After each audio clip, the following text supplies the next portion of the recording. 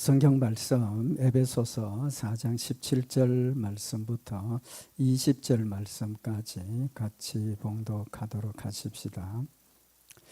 그러므로 내가 이것을 말하며 주 안에서 증거하노니 이제부터는 이방인이 그 마음에 허망한 것으로 행함같이 너희는 행하지 말라. 저희 총명이 어두워지고 저희 가운데 있는 무지함과 저희 마음이 굳어짐으로 말미암아 하나님의 생명에서 떠나 있도다. 저희가 감각 없는 자 되어 자신을 방탕에 방임하여 모든 더러운 것을 욕심으로 행하되 오직 너희는 그리스도를 이같이 배우지 아니하였느니라. 아멘. 우리 지난 시간에 17절에 있는 말씀을 통해서 우리가 옛사람의 모습이 이방인이 그 마음에 허망한 것으로 행하는 것 같이 우리도 행하는 그런 모습이었다는 것 상고를 했습니다. 한마디로 이방인들은 하나님을 알지 못하고 마음에 허망한 아무런 그런 열매가 없는 그런 허무한 것들을 통해서 찾아가고 또 일한다 하는 것 상고를 했습니다. 우리 오늘 여기 18절에 있는 이 말씀은 그 이방인들의 그 마음에 허망한 것으로 행하는 결과이기도 하고 이유이기도 합니다. 그 결론부터 먼저 말씀을 드리면 이방인들의 마음에는 총명이 어두워졌다. 총명이 어두워졌다는 말은 직설적으로 표현하면 뭐가 됩니까? 총명이 없다는 거죠. 총명이 없고 그 다음에 무지하다 그랬습니다. 무지함. 그래서 총명이 없고 무지해서 마음이 굳어졌다는 거죠. 그래서 하나님의 생명에서 떠나 있다라고 말씀을 하셨습니다. 좀 더 요약해서 결론을 말씀을 드리면 총명이 어두워졌다는 것은 뭐가 없다는 겁니까? 쉽게 말하면 지혜가 없다는 겁니다. 지혜가 없고 무지하다는 건 뭡니까? 지식이 없다는 거죠. 그 지식은 무슨 지식입니까? 하나님에 대한 지식. 하나님에 대한 지식이 없어서 마음이 자꾸 굳어진다는 거죠. 그게 없으니까 자꾸 마음이 굳어지고 결론은 생명에서 떠나 있는 이제 그런 죽음의 허무한 삶의 결과를 가져온다는 사실을 말씀을 하고 있습니다. 그래서 우리 신앙생활의 핵심이 뭡니까? 그러면 이 말씀을 통해서 보면 지혜와 지식, 그죠? 지혜와 지식. 그 지혜와 지식은 어디에서 오는 겁니까? 성경 말씀에서 오는 겁니다. 성경 말씀을 통해서 성경 말씀의 지식을 많이 가지면 가질수록 우리의 마음 속에 뭐가 생깁니까? 지혜가 생긴다는 거죠. 하나님의 지혜입니다. 세상의 지혜가 아니고 하나님의 지혜가 생기니까 뭘 분별합니까? 선악을 분별할 수 있고 또 하나님이 뭘 원하시는지 하나님의 뜻이 뭔지 하나님이 나에게 하시는 말씀이 뭔지 또 내 삶 가운데 하나님의 역사가 이게 하나님의 역사구나.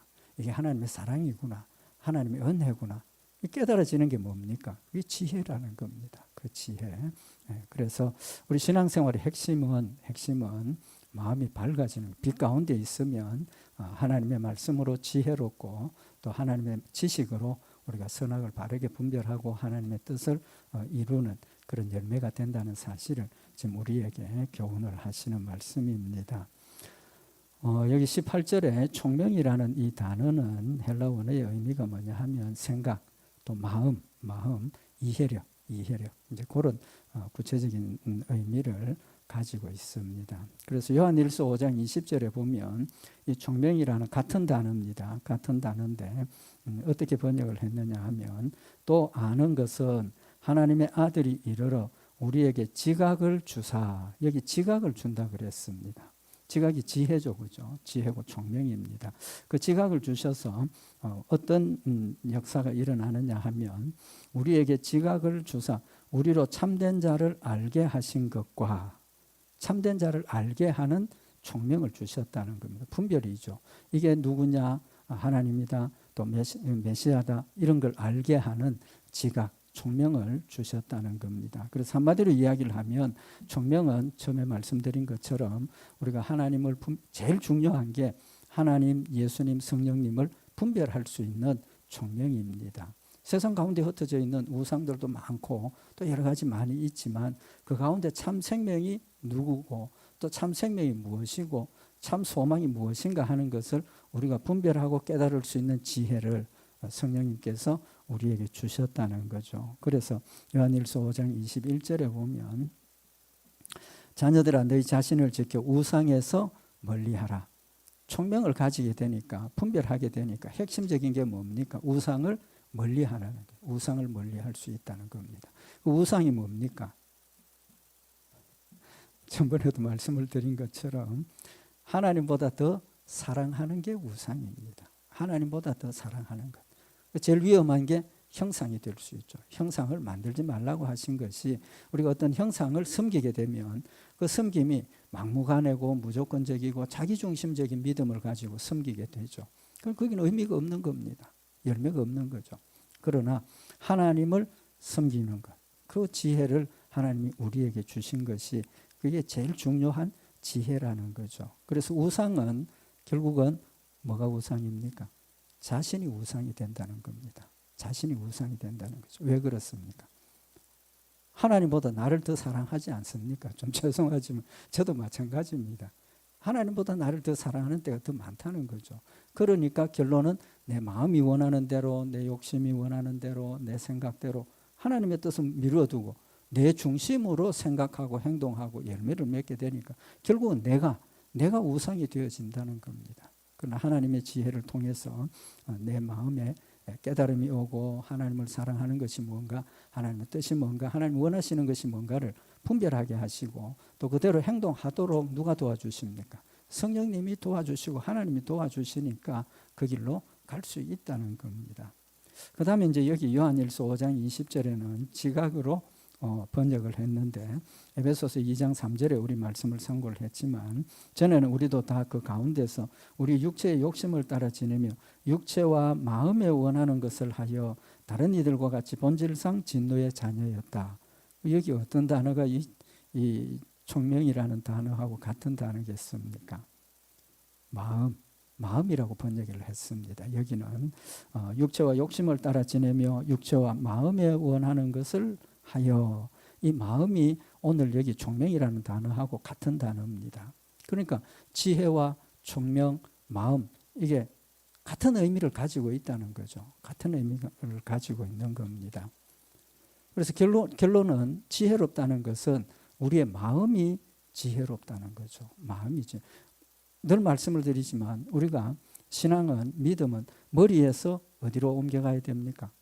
마음으로 옮겨가야 되는 겁니다. 알고 있는 지식이 마음으로 옮겨가서 내 마음을 움직이고 내 마음을 다스리고 내 마음이 행하게 하는 그런 열매가 바로 믿음이라는 거죠. 왜 그렇습니까?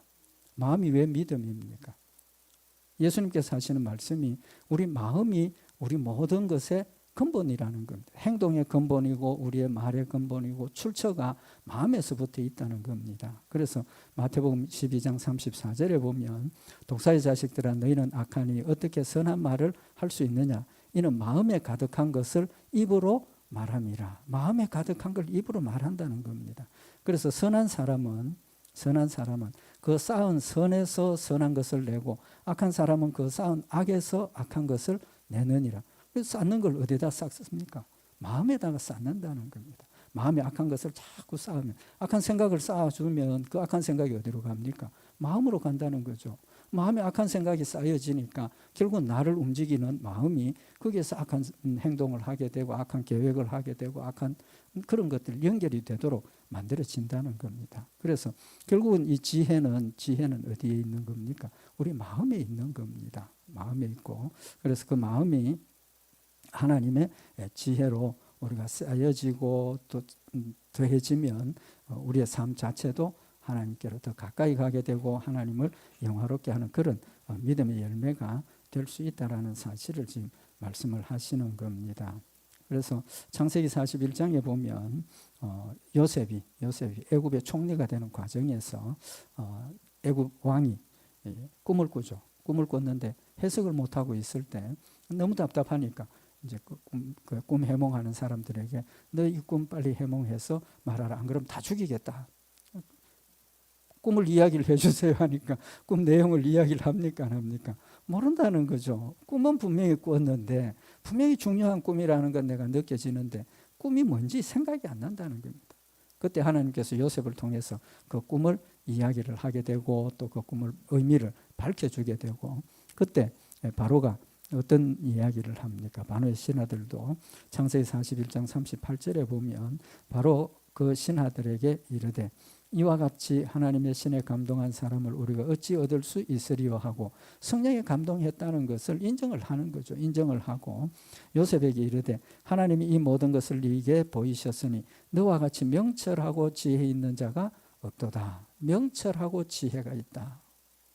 자기들 전혀 알 수 없는 그런 것들을 하나님께서 성령을 통해서 가르쳐 주셨다는 걸 이방 사람들의 입을 통해서 밝혀주고 계시는 겁니다. 그래서 이 명철이나 성령의 역사가 신약 시대에 와서 갑작스럽게 나타난 것이 아니라 우리 구약 성경을 잘 상고를 해보면 이 성령의 놀라운 역사들로 어리석은 자들의 눈을 열어주시고 총명이 있게 하시고 지혜롭게 하셨다는 사실을 우리가 충분히 발견을 할 수 있다는 겁니다. 결론은 우리의 삶에 세상 일에도 마찬가지죠. 신앙생활도 마찬가지입니다. 지혜로워야 합니다. 세상 일에도 지혜로워야 실수가 적고 또 바르게 그건 똑같은 이야기라는 거죠. 그래서 총명이 어두워졌다라는 것은 결론이 뭡니까? 결론은 지혜가 없어졌다 그런 거죠. 지혜가 없으니까 선택도 엉터리로 하고 뭐 말도 이상하게 하고 모든 삶이 흐트러지고 다른 길로 갈 수밖에 없는 그런 상황이 되어지고 극단적으로 이야기를 하면 그리스도가 빛이 내 안에 없으니까 그 총명도 어두워지고 무엇입니까? 육체와 마음이 원하는 대로 행하게 된다는 사실을 말씀을 하고 있는 겁니다. 그래서 총명이 어두워졌다라고 말씀을 하시고 그 다음에 두 번째는 뭡니까? 무지함, 무지하다. 무지하다는 말은 좀 좋은 말로 표현을 했는데 직설적으로 표현하면 뭡니까? 무식하다는 거예요. 밥을 못 먹었다는 겁니다. 무지하다. 지식이 없다는 겁니다. 믿음은 지식입니다. 지식입니다. 제일 중요한 지식이 뭡니까? 하나님을 아는 지식. 하나님을 아는 지식입니다. 택함받지 못한 자들은 하나님을 알 수 있습니까? 없습니까? 절대로 모릅니다. 절대로 모른다. 그들이 늘 말씀을 드리지만 우리가 믿는 하나님, 우리가 믿는 예수님에 대한 내용은 그들이 알고 있습니다. 그렇지 않습니까? 예수님이 십자가에 못 박혀 죽으셨고 사흘 만에 부활하셨고 예수 믿는 사람들은 예수 믿고 천당 간다. 그거 알고 있다는 겁니다. 근데 그건 지식으로만 알고 있는 것이지 그게 진정한 지식은 아니라는 거죠.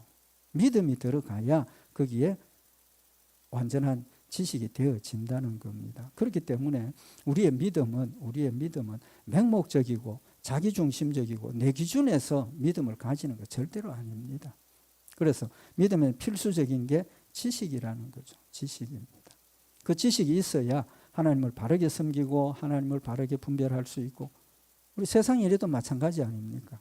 우리 만나서 새로운 사람을 만나서 관계를 맺는데 처음에는 첫인상 보고 이 사람 어떻겠다 우리 선입관을 가지고 대하지만 점점 같이 생활을 해보면 대화를 하고 만나보고 식사도 하고 차도 마시고 뭐 이렇게 해보면 그 사람에 대해서 뭐가 생깁니까? 지식이 생기지 않습니까? 그 사람에 대한 지식이 생기는 겁니다. 이 사람 성격이 어떻고 이 사람 생각이 어떻고 이 사람 행동이 어떻고 그런 지식이 생겨지면 그 다음 단계는 뭡니까? 관계가 깊어지기도 하고 더 가까워지고 더 서로 위로하고 격려하는 친한 친구가 되기도 하고 또 살아가면서 지나가면서 그 사람에 대한 지식이 쌓이다 보면 어떻게 됩니까? 이건 안 되겠다. 관계를 끊어버리는 그런 상태도 되어진다는 겁니다. 무엇 때문에? 지식 때문에. 알고 하는 거지 모르고는 그게 이루어지지 않는다는 겁니다. 결론은 우리가 하나님을 아는 것도 하나님에 대한 지식이 쌓여가야 하고 그 지식을 근거로 믿음도 생기고 또 우리의 사랑도 생기고 열심도 생긴다는 사실을 말씀을 하고 있는 겁니다. 그래서 하나님께서 이 지식이 얼마나 중요하냐 하는 걸 우리에게 말씀을 하시는데 하나님께서 이스라엘 백성들에게 율법을 주시고 말씀을 주시고 뭐라고 명령을 하십니까? 오늘 내가 네게 명하는 이 말씀을 너는 마음에 뭐 하라 그랬습니까? 새기라 그랬습니다. 새기라. 그럼 지식을 기억을 하라는 겁니다. 내 그 지식을 가졌는데 잊어버리면 그게 내 지식이 됩니까? 안 됩니까? 잊어버리면 소용이 없는 겁니다.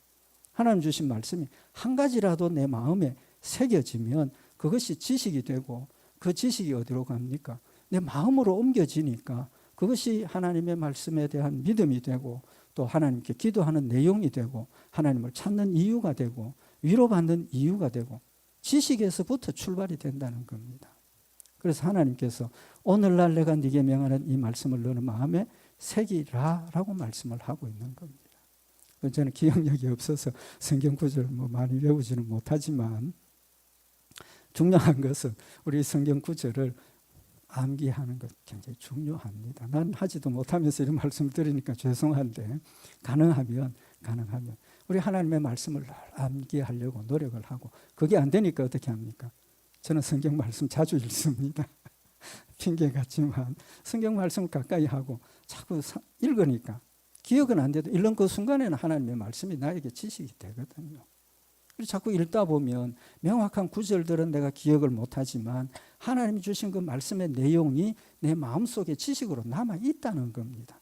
하나님의 뜻과 하나님의 목적과 하나님의 기준이나 이런 것들이 기록된 말씀대로 정확하게 내가 기억은 하지는 못하지만 그 내용은 정확하게 기억을 하고 있다는 겁니다. 그 지식이 내 삶의 기준이 되고 내 삶에 하나님을 섬기는 방법이 되고 그게 길이 되니까 우리가 하나님께 더 가까이 가고 또 하나님을 더 뜨겁게 순종하게 된다는 거죠. 또 내가 하나님의 뜻을 분별하고 하나님의 말씀을 행하여 가는 그 길에 하나님께서 주신 그 말씀이 선악을 분별하게 하고 또 바른 길로 인도하니까 내 마음의 욕심이나 내 육체가 생각하는 것, 이건 아니야 하고 끊어버릴 수 있는 그런 능력도 하나님께서 주시더라는 겁니다.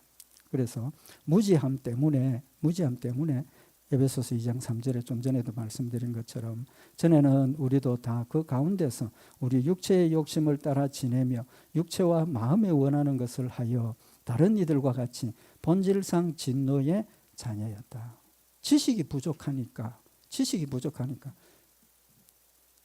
분별하지 못하고 내 마음의 육체의 욕심대로 그냥 막 그게 옳은 줄 알고 그게 좋은 건 줄 알고 따라간다는 겁니다. 그러나 하나님의 말씀의 기준에서 볼 때 내 마음의 생각과 내 몸이 원하는 것이 이건 아니구나 판단이 되어진다는 거죠. 그 판단이 지식이 근본이고 또 그 지식 때문에 지혜가 생겨서 이걸 어떻게 해결할 것인가 하나님이 지혜로 우리의 마음이 더 하나님께로 가까이 가는 열매를 맺게 된다는 거죠. 근데 이런 총명이 없고 지식이 없어지면 상황이 어떤 상황이 된다 그랬습니까? 마음이 굳어진다 그랬습니다. 총명이 없고 지혜가 없어서 무지함 때문에 저희 마음이 굳어진다. 마음이 굳어짐으로 말미암아서 결론은 하나님의 생명에서 떠나 있다는 겁니다. 떠나 있다. 그러면 지혜와 지식이 마음을 어떻게 하는 겁니까? 부드럽게 하는 거라는 거죠. 부드럽게 하는 거예요. 그럼 결국은 마음이 굳었다는 것은 이제 19절에서 더 이제 좀 더 구체적으로 설명을 하게 되는데 마음이 굳었다는 것은 한마디로 이야기를 하면 딱딱하다는 거죠. 딱딱하다는 것은 감각이 없고 또 느낌이 없고 또 완악하다. 고집이 세다는 겁니다. 고집이 세다. 이제 그 부분은 다음 시간에 더 말씀을 좀 더 참고를 하도록 하고 마음이 굳어졌다는 건 완악하다. 마음이 돌같이 딱딱하다는 겁니다. 돌같이 딱딱하니까 주님의 말씀이 와서 내 마음을 자꾸 두드리고 깨우쳐주고 역사하심에도 불구하고 마음이 딱딱하니까 감각이 없고 느낌이 없고 그냥 그대로 달려가게 된다는 겁니다. 그래서 하나님께서 우리를 사랑하시기 때문에 그 딱딱함을 어떻게 합니까? 부드럽게 만들어 주십니다. 때로는 징계를 하기도 하시고 때로는 말씀으로 때로는 하나님의 사랑으로 우리 마음에 그 굳은 마음을 녹여주신다는 거죠. 녹여주시니까 하나님을 사랑하게 되고 기쁨이 있고 감사가 있고 또 하나님 말씀을 순종하는 그런 힘이 우리에게 생겨진다는 거죠. 그래서 에스겔서 11장 19절에 보면 내가 그들에게 일치한 마음을 주고 그 속에 새 신을 주며 성령 주신다는 거죠. 그 몸에서 굳은 마음을 제하고 부드러운 마음을 주어서 내 율례를 쫓으며 내 규례를 지켜 행하게 하리니. 하나님께서 하시는 겁니다. 하나님께서 하시는. 그럼 우리는 그냥 가만히 있으면 됩니까? 아니죠.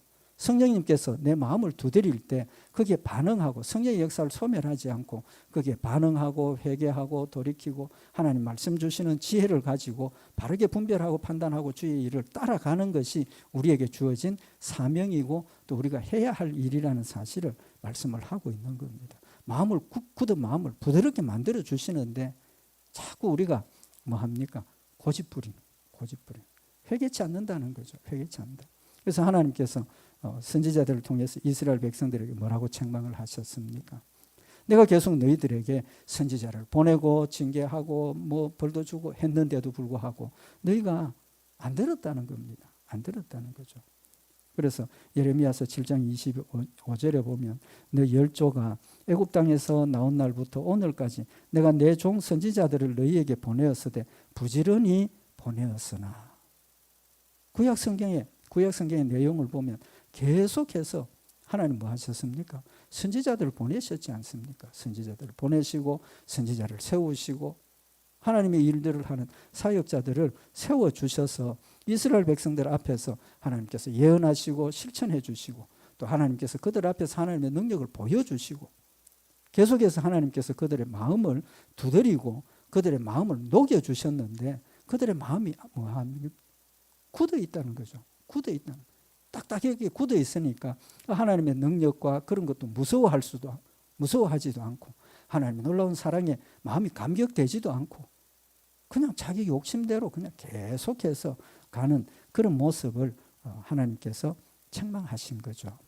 그래서 하나님께서 열왕기하 22장 19절에 보면 내가 이곳과 그 거민에게 대하여 빈터가 되고 저주가 되리라 한 말을 네가 듣고 마음이 연하여 여호와 앞 곧 내 앞에서 겸비하여 옷을 찢고 통곡하였으므로 나도 네 말을 들었노라. 여호와가 말하였노라. 마음이 부드럽고 연한 사람들은 하나님께서 막 책망하시고 저주하시고 징계하신다 하니까 마음이 두려운 거죠. 두려우니까 어떻게 했다 그랬습니까? 하나님의 저주가 그들의 마음을 두드리니까 마음이 연해서 당장 느낌이 오고 자신들의 죄를 깨닫고 두려운 마음이 드니까 여호와 앞 곧 내 앞에서 겸비하여 옷을 찢고 통곡하였다. 뭐 했다는 겁니까? 회개했다는 거 아닙니까? 그죠? 회개했다는 겁니다. 마음이 굳어 있으면 회개하지 않습니다. 회개를 못합니다. 그러나 하나님께서 우리의 마음에 할례를 행해 주시고 우리의 마음을 연하게 만들어 주시니까 조그마한 이야기에도 두려움이 생기니까 아이고 하나님 잘못했습니다. 금방 부복하고 돌이키는 그런 열매를 맺게 하신다는 거죠. 그래서 결국은 총명이 어두워지고 무지해서 마음이 굳어지니까 하나님의 생명과는 뭐 하고 있다는 겁니까? 하나님의 생명과 떠나 있다는 거죠. 그래서 요한복음 1장 4절에 보면 그 안에 생명이 있었으니 이 생명은 사람들의 빛이라. 누굽니까? 그리스도 안에 빛이 있었고 그리스도가 생명이고 그래서 하나님께서 우리 마음속에 예수 그리스도를 믿는 마음을 주셨고 완악하고 굳어있던 그 마음을 옥토가 되게 하시고 부드러운 마음을 주셔서 하나님 말씀에 자꾸 적용하게 되고 반응하게 되고 순종하게 하신다는 사실을 말씀을 하고 있는 겁니다. 그래서 하나님께서 우리에게 주신 말씀이 하나님의 말씀을 내 마음판에 새기라.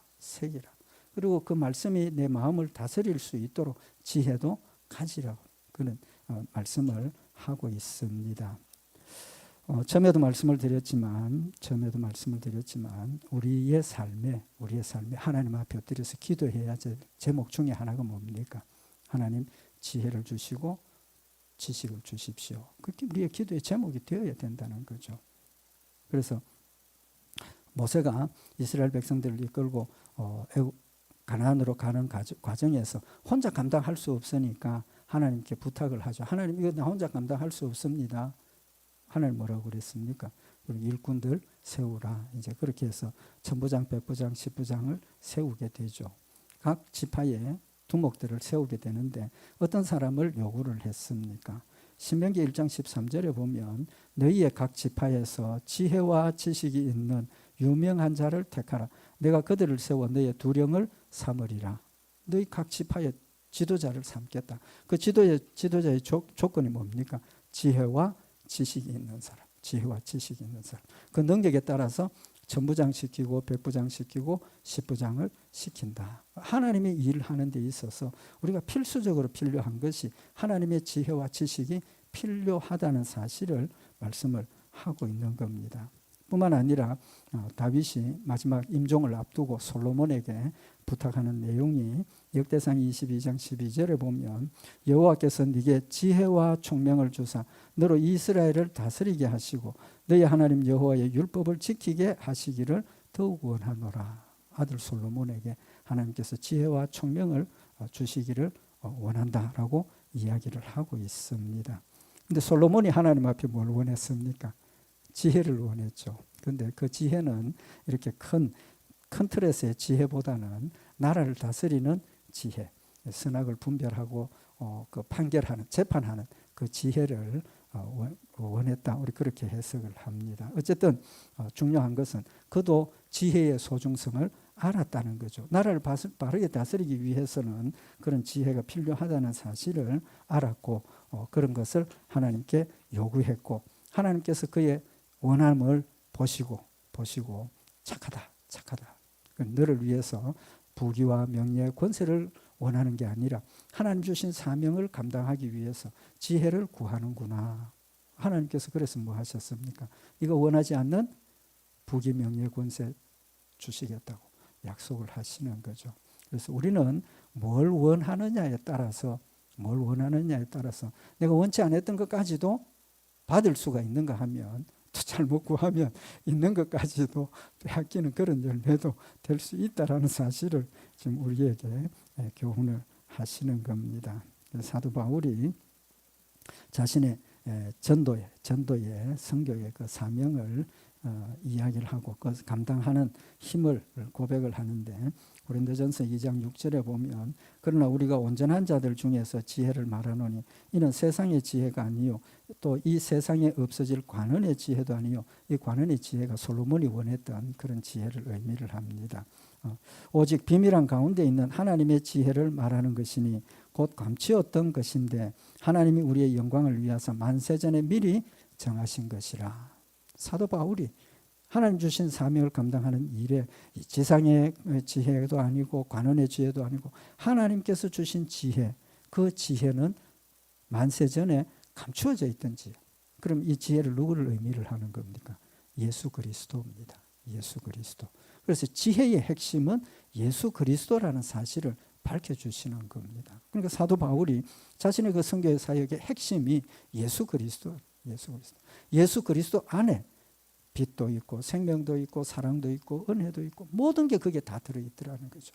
그래서 예수 그리스도 안에 그 모든 것들이 감추어졌던 비밀이었다는 겁니다. 그 비밀을 하나님께서 보여주시고 깨닫게 하시니까 그 비밀이 자기의 것이 되니까 그 비밀이 자랑스럽고 그 비밀이 소중하고 그 비밀이 나만 가져야 될 것이 아니라 모두가 가져야 할 그런 소중한 것이라는 것을 깨닫고 나니까 그걸 열심히 세상의 지혜를 전하는 게 아니고 사실은 사도 바울은 세상의 지혜도 최고의 지혜를 가진 지식을 가진 그런 사람이었습니다. 그럼에도 불구하고 자기가 가지고 있는 세상의 지혜들은 뭐라고 그랬습니까?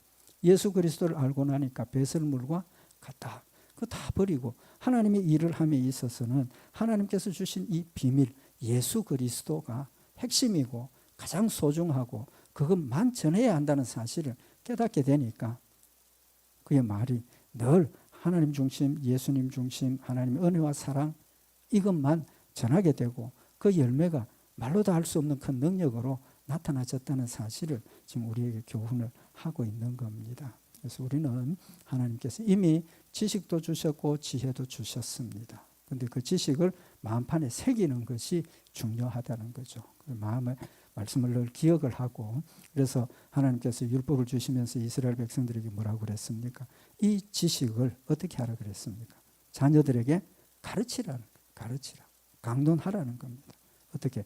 잘 때든지 누울 때든지 길을 갈 때든지 밥을 먹을 때 가리지 말고 가르치는 때가 필요 없다는 거. 항상 그걸 가르치고 배우고 실천하라라고 말씀을 하고 있는 겁니다. 그래서 우리 신앙생활의 핵심은 하나님 주신 말씀, 지혜, 지식, 이 세 가지 우리 다시 한번 마음에 새기고 우리 마음에 늘 하나님의 말씀을 새기고 성령님께서 인도하시는 그 역사를 우리는 소멸하지 말고 귀를 기울여서 말씀대로 우리가 순종하고 하나님의 뜻을 지혜롭고 능력 있게 감당하는 우리 복된 성도들 되시기를 바랍니다. 기도드리십시다.